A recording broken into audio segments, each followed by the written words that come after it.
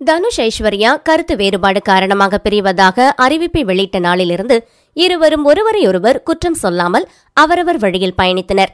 இவர்கள் இருவருக்கும் மறுபடியும் சேர அதிக வாய்ப்புள்ளதாக அண்மையில் தகவல்கள் வெளியான நிலையில் நேற்று இவர்களுக்கு விவாகரத்து கிடைத்தது அதிர்ச்சியாக இருக்கிறது.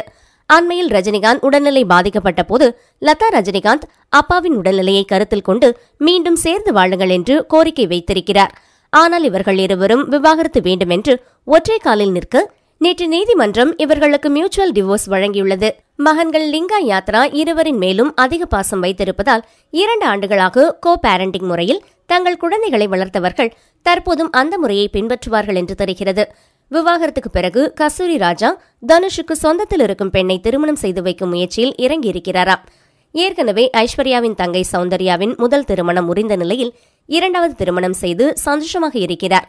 அதேபோல ஐஸ்வர்யாவுக்கும் ரஜினி 2வது திருமணம் செய்து வைப்பாரா என்று தெரியவில்லை.